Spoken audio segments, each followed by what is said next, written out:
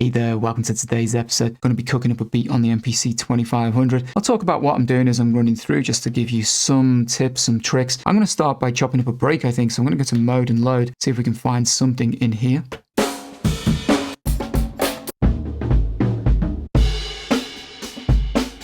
Okay, I kind of like that break. It's 115 BPM. I don't want to assign it to a pad. I'm just going to put it straight into the sample pool. So I'm going to say no. Do mode and trim. Go into the sample pool. Let's get this thing chopped up. Let's do shift and jump up and then turn chopping on. Slicing. And I want to do hold, tap tempo or shift because I want to move in big chunks. So I want to move in whole divisions all the way down to 8 segments. And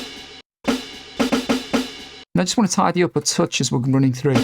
So everything should be good to go. If we go to mode and program, one thing I just want to check, do I have mono turned on for the program? If that's turned on, it's like putting everything into a choke group. As a way of just switching things up, rather than typically just drumming these things in, which you can do, I might go into the mode view. So we'll do mode and then grid edit, which is pad 15, do shift and then do view, which is like a step sequencer. So whichever pad we've got selected, we'll just do 1 bar for now, but I could just put this one on. It's going to give me the kick drum at the beginning. And then I'll just choose some of the other samples and just start putting these in to see what happens. If we just try putting in a couple of other steps here.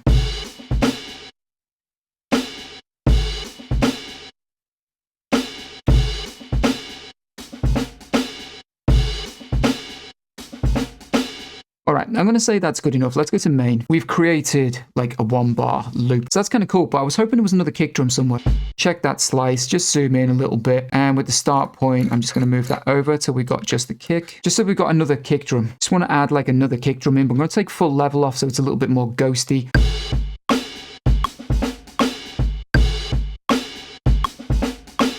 Yeah, just like that. Kind of like that. It's an unusual rhythm. One other trick I might try is go to mode and program and do shift and all.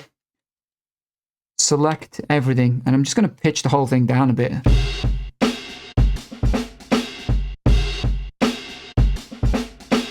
We've only got 1 bar. It's not very long to work with. So we'll go to mode and sequence edit. I'm going to go to bars, which we've already selected. And I want to copy from the first bar to the end of the last bar. And we want to make 1 copy. You can make it however many copies you want, but I just want 2 bars. And let's say we want some other samples in here. I'm thinking maybe like some simple cymbals even. Simple cymbals if you want.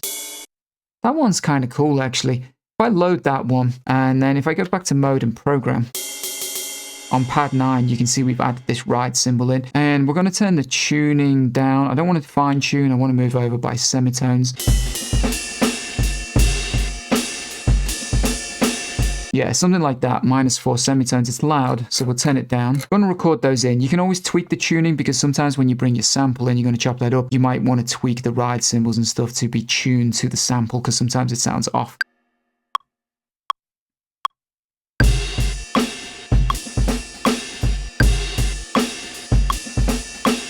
Okay, so we've done that. We've made our drum loop. Let's load up a sample. So we're going to go to main. I'm going to move over to the track where I want to load up this sample, and we're going to find a sample to chop up. I'm going to go with some Beat Butcher stuff, but let's just find a cool Beat Butcher sample.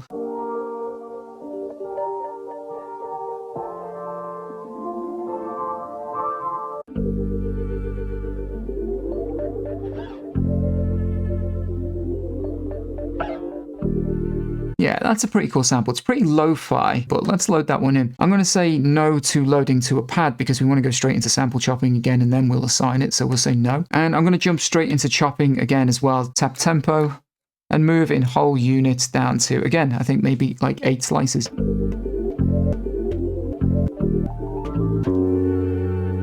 If we need to make tweaks to our start and end points, we will do. Do a new program, check that they're in a choke group, and I'm going to turn full level on so that as we're playing around, we get the full volume. Let's pitch it down.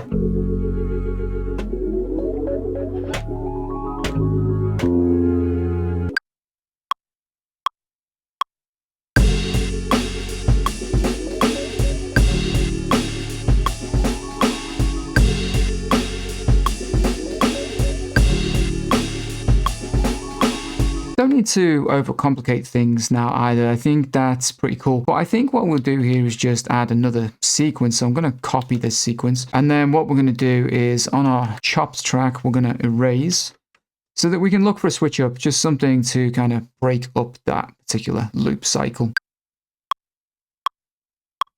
We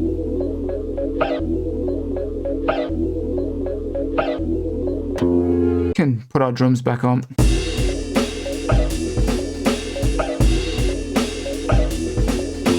The only part I'm not so keen on is you got that like weird screechy little guitar noise in there. So yeah, it's up to there. Let's move our endpoint. The problem we're going to have here is we're going to give ourselves a gap. So how do we get around that? Well, then we go to mode and we go to program. And what we'll do is we'll find that sample, do mode and effect, go to FX2. We can add in a delay. In order to hear that better, let's mute the drums again.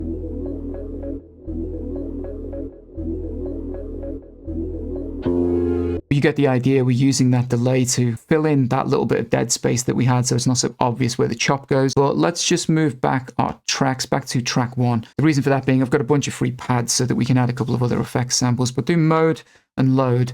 Just look for a little effect sample that I can fill that space in, or not even fill the space in, but just as this little breakdown kicks in, I want something to drive that along.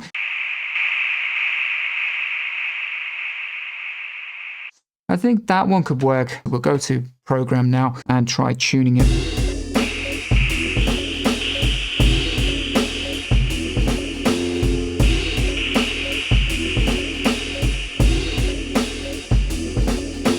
Pitching it up 2 semitones just gets the delay of the sample to kind of fit in a little bit better. But I think for today, that's going to do us anyway. I think it's a pretty cool idea. It's definitely something that I like as a sketch. Anyway, I'm going to sign off with this. I will catch you guys in the next episode. Take care.